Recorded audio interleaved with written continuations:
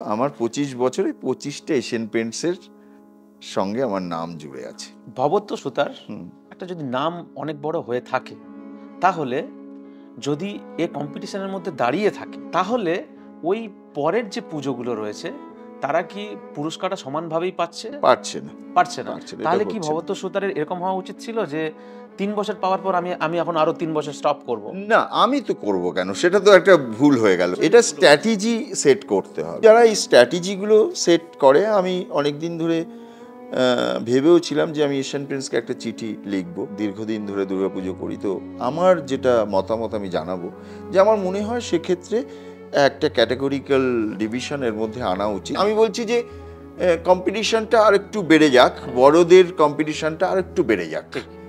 যে ঠিক আছে, তোমাকে বড়দের একটি প্রাইজ হতে পারে, মানে যারা আমরা আজকে প্রত্যেকবার যাদের প্রাইজের নামে জুড়ে যাচ্ছি, একটি প্রাইজ তোমাকে সেটা তোমাকে প্রমাণ করে সেটাকে, এটা আমার মনে হয় এশিয়ান পেইন্টসকে ভাবা উচিত।